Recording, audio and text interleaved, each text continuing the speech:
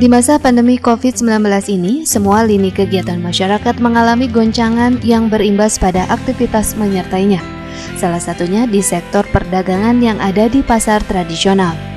Di masa adaptasi kebiasaan baru yang telah ditetapkan oleh Provinsi Jawa Barat, telah memberikan kesempatan para pedagang pasar tradisional menjajakan produknya kembali.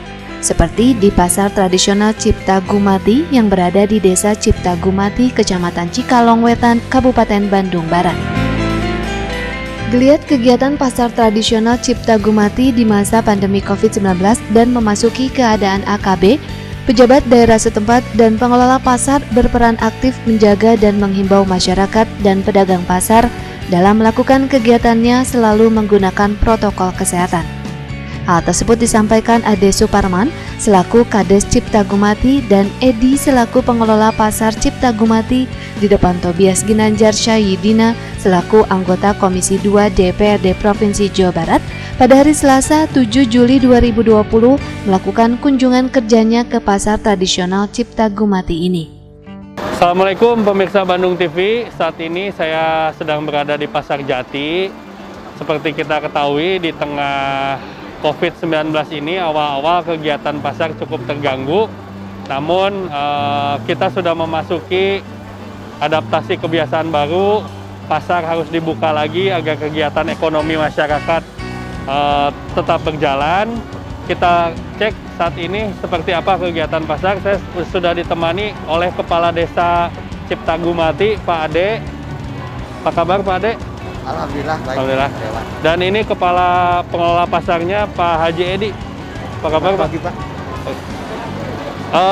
Sebelum kita mau sekalian bagi-bagi masker juga untuk mengecek protokol kesehatan agar tetap menjaga protokol kesehatan, memakai masker, menjaga jarak. Sebelumnya saya mau ngobrol-ngobrol dulu dengan Pak Kades dan Pak Haji Edi. Kira-kira pas awal-awal COVID ini Pak, kegiatan pasar sempat terganggu nggak Pak? Memang sih sebenarnya dengan adanya COVID-19, kegiatan pasar di Cipta Gumati itu sedikit terganggu. Karena yang biasanya masyarakat itu lancar, banyak, tidak ada aturan. Sekarang kan ada aturan, sehingga masyarakat itu boleh dikatakan ada sedikit shock lah, nggak ada aturan-aturan baru.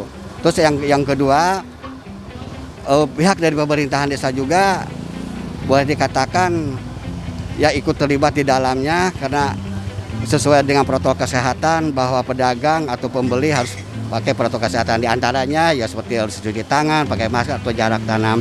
Cuman yang jadi permasalahan kalau untuk masker dan cuci tangan itu bisa dilaksanakan. Yang jadi permasalahan di pasar itu masalah jarak tanamnya Pak Dewan. Itu agak sulit lah untuk ini.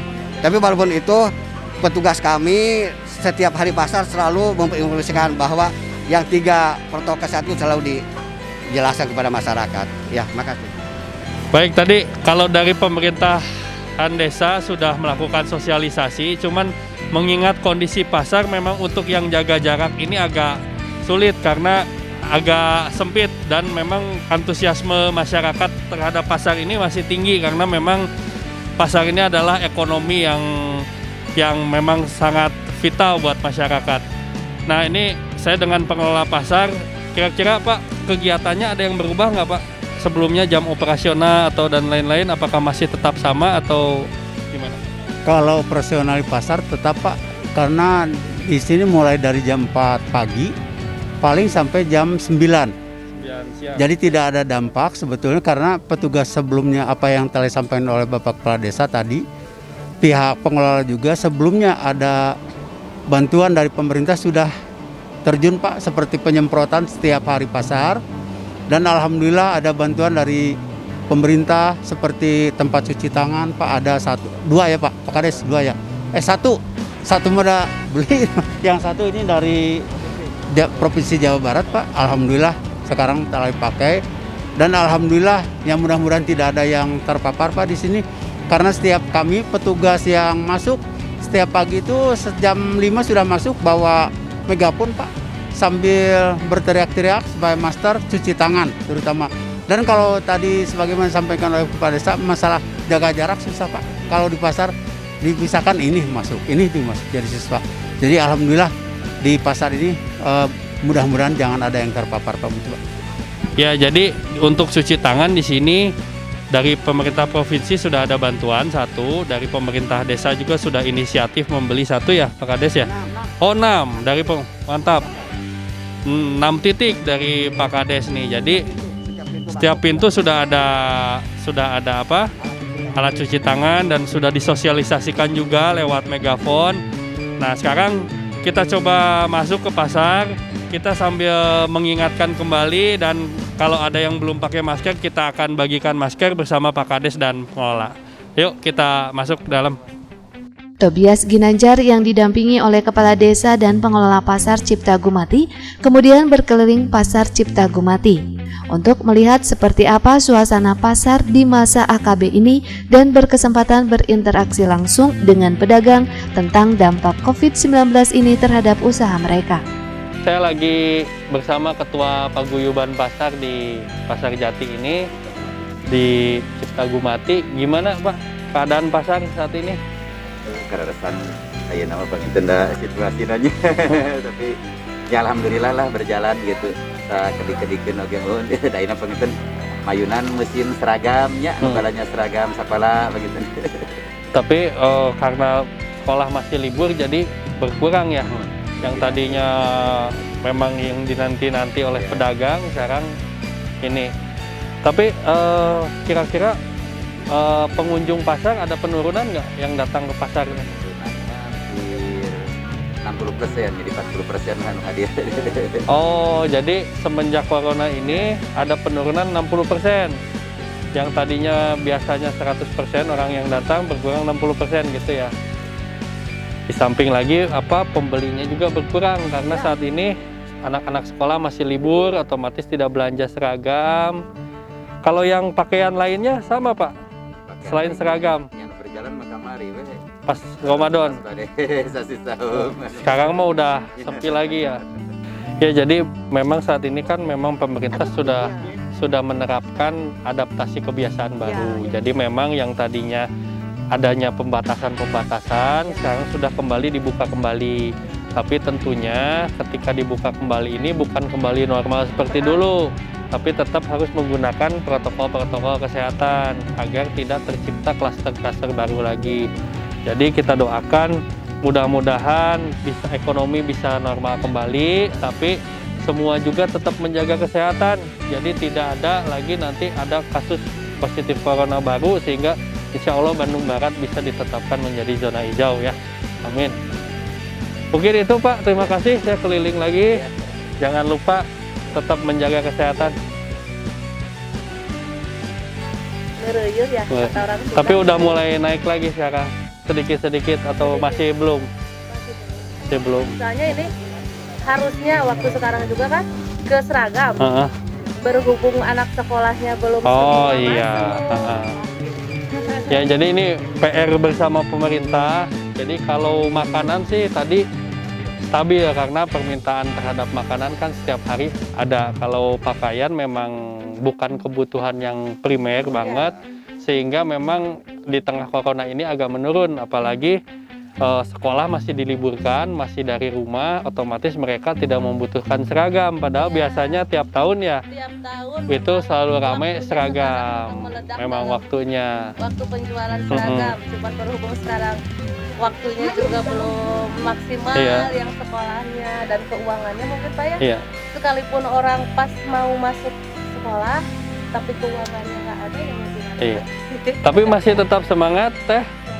Mudah-mudahan harus karena mempertahankan kehidupan. Iya. Mudah-mudahan coronanya bisa cepat pergi dari Indonesia, COVID-nya bisa normal lagi, Teteh jualannya bisa sukses kembali, dibukakan rezekinya ya. Amin. Jangan lupa menggunakan protokol kesehatan, pakai masker, jaga jarak ya. Atur nuhun Teteh. Assalamualaikum. Di masa AKB ini memang protokol kesehatan harus tetap diterapkan. Karena masa AKB bukanlah keadaan di mana virus ini sudah tidak ada lagi. Akan tetapi kondisi di mana kita tetap bisa melakukan aktivitas normal seperti biasanya, tapi dengan menerapkan protokol kesehatan. Ya, pemirsa Bandung TV, alhamdulillah tadi kita sudah berkeliling di pasar, ditemani Pak Kades, ditemani pengelola, Pak RW juga, dan Ketua Paguyuban. Jadi intinya di sini pasar masih berjalan, cuman mungkin ada sedikit penurunan baik dari omset maupun pengunjung yang datang, terutama di sektor baju, fashion masih berkurangnya masih sangat banyak karena anak-anak masih pada sekolah, belum sekolah, masih dirumahkan dan lain-lain. Kita doakan ke depan lancar lagi. Tadi juga protokol kesehatannya saya lihat sudah banyak, tempat-tempat cuci tangan sudah banyak. Cuman mungkin kesadaran masyarakat pakai masker, ada yang sudah sadar, ada yang belum. Nanti itu tugas kita semua untuk mengingatkan. Tapi tadi insya Allah masyarakat sudah diberikan edukasi, mudah-mudahan kedepannya lebih baik lagi, pasar di sini bisa berkembang, ekonominya menjadi normal kembali, protokol kesehatannya terjaga. Mungkin terakhir ada pesan-pesan dari Pak Kades atau dari pengelola? Terima kasih Pak Dewan. Kami atas nama pemerintah Desa Ciptagumati, Ketua Pengelola Pasar, dan ini Ketua Paguyuban Pasar Ciptagumati.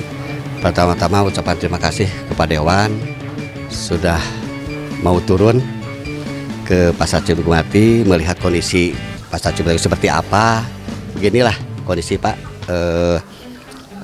Pasar Ciptagumati, dan boleh Bapak tahu ini kan berdiri Pasar Ciptagumati itu di tahun 82 sampai ke hari ini. Saya berharap kepada Dewan yang bagaimana tadi saya utarakan, Bapak bisa menampung aspirasi kemauan masyarakat, pedagang, termasuk konsumen, termasuk yang tadi kemauan para pemuda. Mudah-mudahan itu bisa terjadi tahun 2021. Sekali lagi terima kasih Pak Dewan. Siap. Ya mungkin itu, sampai jumpa lagi pemirsa Bandung TV. Kita ini mau sarapan sate marangi dulu. Sampai jumpa. Pasar Ciptagumati.